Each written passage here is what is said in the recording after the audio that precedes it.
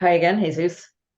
Hey, Thanks for doing this with me. Thanks for continuing on this series because I think this is really I think it's great for people to for dads to see for themselves what it could look like to really, to really hit rock bottom in the most significant way. Like you said, like you're in prison, you got nothing. There is nobody helping you. You have zero resources.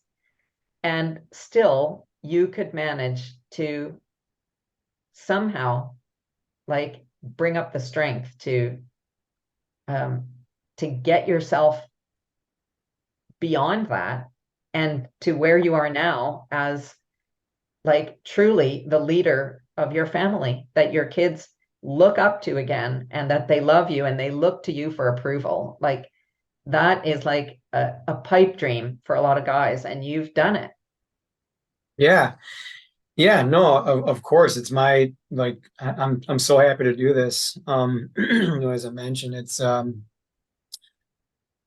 like there's not a lot of help out there for those guys, or even for just alienated parents, outside the walls that are, so I feel like it's my calling.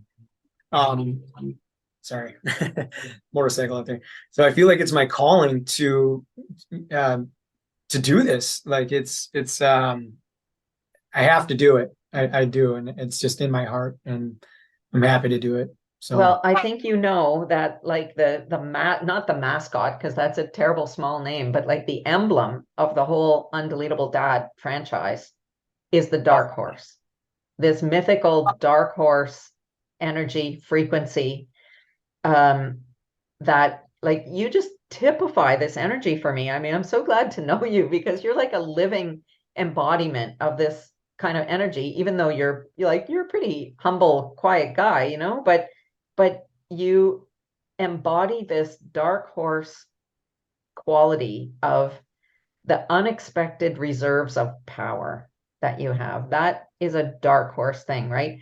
That means that you can do the unexpected. You can come from behind in a way that like nobody sees you coming, and suddenly you're just there. Like, how is that possible? That you like the comeback, the incredible comeback energy, the resiliency, the attitude towards winning that is not about, it's not about like crushing the opposition. It's about how obvious it is to you that you're just going to open every door and go down every road to get where you need to get, and there's no stopping you, right? You have this kind of leadership gene about you that is, you become a leader in everything that you do. And I know there are some guys that maybe don't have that naturally, but like that's what you want to teach them, right? You want to yeah, mine what you have inside yourself and just say, dude, you can do this, what I did. Like if I did it, you can do it. yeah, yeah, definitely. No, and I think the work it's innate for some people, but you can also build that, and it's just having the confidence, the faith, putting in the work. It all starts inside, and knowing Well, you that, learned it, right? You learned it. yeah, yeah, I had no choice, and I think it's kind of, if everybody does the same thing, it's like you have no choice. It's our duty and obligation as a father, like we made these kids, and we have to become the best versions of ourselves in order to help the kids. So like you have to muster it up. You have to look at it as if you have no choice. Like this, like you have no choice. This Well, is what has to be done. Like this is, and and there's no ifs, ands, or buts, no excuses. Like, and that's just the way that I look at it. And I feel like a lot of the characteristics, like everybody should be able to harness, that uh, dark horse energy, and and capitalize on it. Like if you can harness that power and that energy, learn how to use it, that's, I think then you're on your way to doing good things. I want to talk just a bit, and I'm going to ask you to reflect on this, but the three pieces, the three elements of the dark horse frequency that I talk about are masculinity, individuality, and precision. And we're going to take each of those apart just a little bit. But you know that I feel that masculinity is a hugely important feature of fatherhood that has been very much degraded over the last 30 or 40 years with the whole, like, I'm going to call it the myth of toxic masculinity, because I think that there's no such thing. I think there's toxic behavior, but that has nothing to do with masculinity. We've been somehow conditioned to believe that real pure masculine traits can somehow be toxic. And what I think of as the masculine energy that a man brings into his expression of fatherhood are things like framework and strategy and discipline and willpower. Those, and it is nothing to do with men and women, right? Because women have masculine energy too, just like men have feminine energy. But the masculine codes archetypally are to do with these things like strategy, discipline, willpower. So just reflect a little bit on how you feel about, you know, the masculine codes that you draw on or drew on to get you where you are now. Yeah, so I think like those 3 pointers, you know, with the strategy, the discipline, and the power.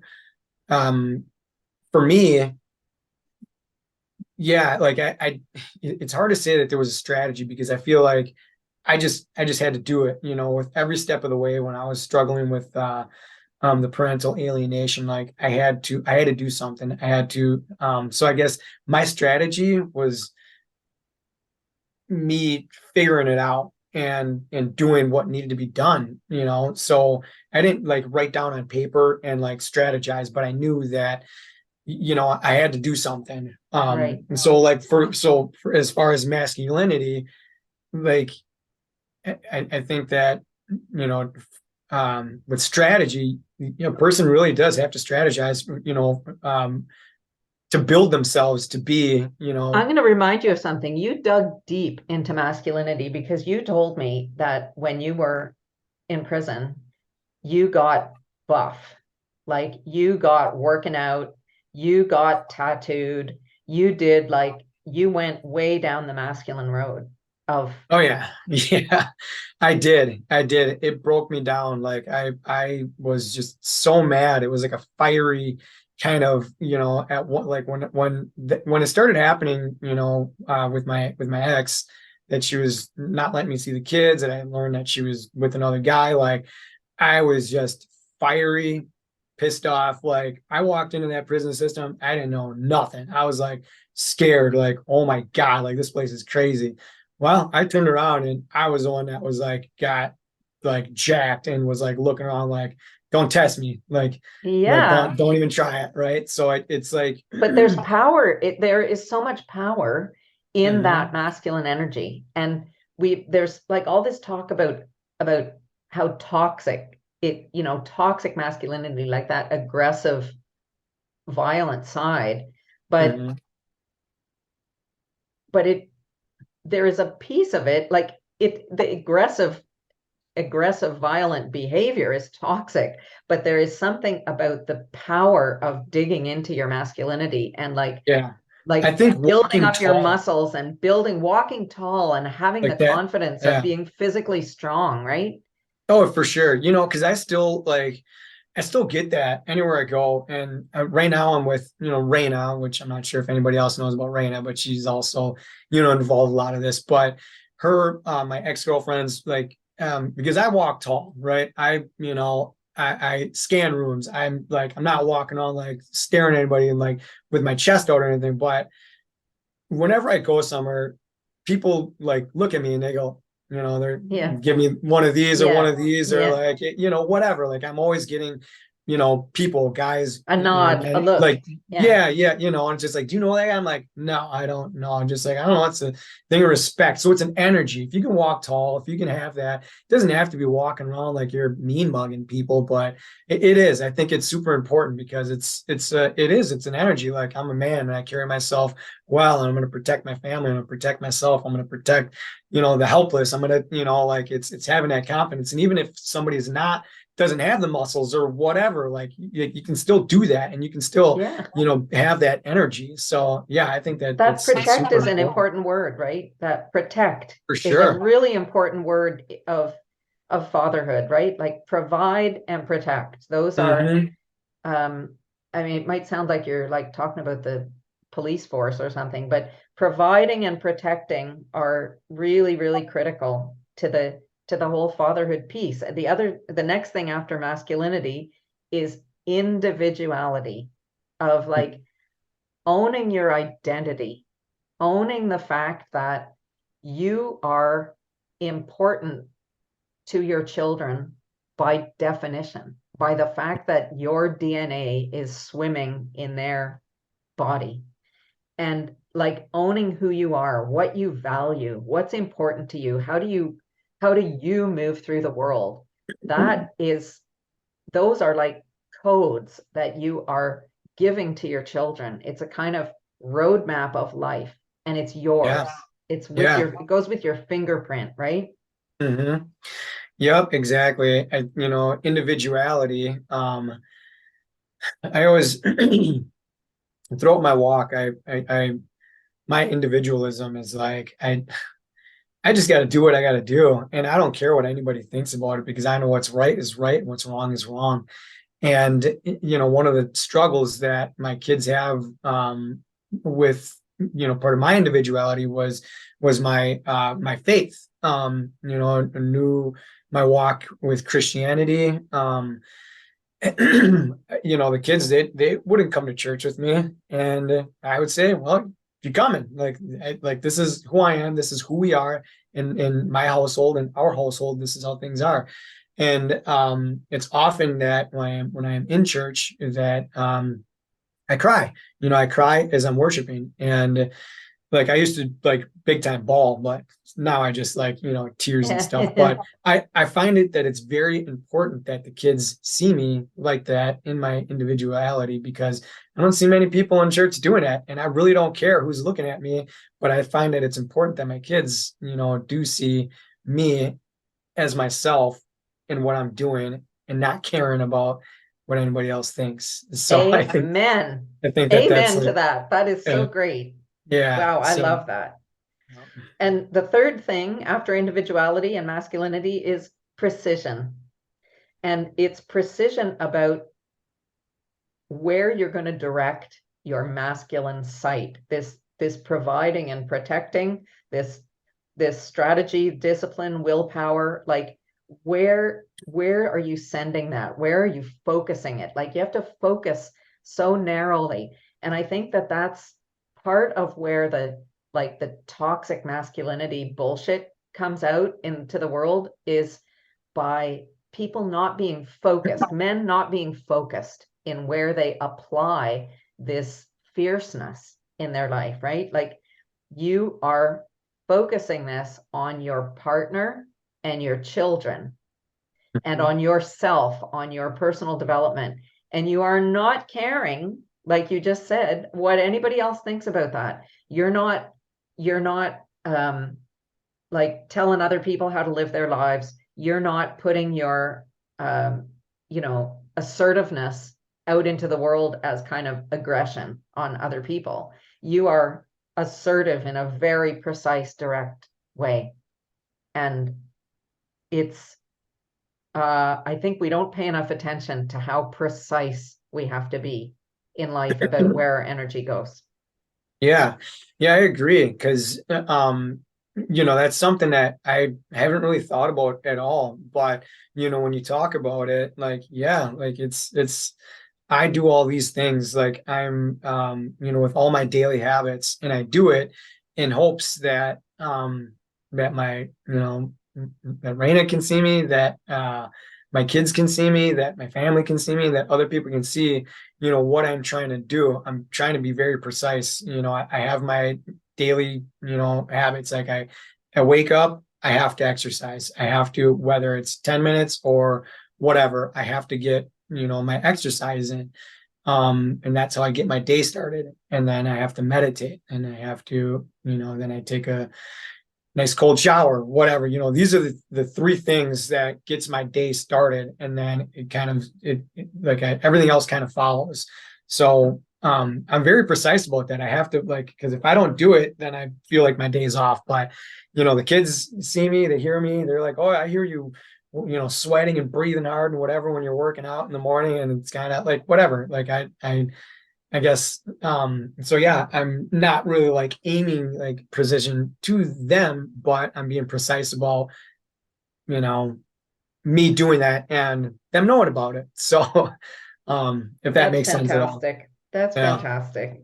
No, I think that's great. And there is obviously also a precision in the parenting that you do, because like when you are clear about the individuality piece, like what's important to you, like what you were just saying, like your faith is important to you. There are a lot of other things that are important to you, but you have things that guide you in your life so that you know what's important, what am I going to put my attention on, and what can I let go, so that you're not just saying no to your kids about everything all the time.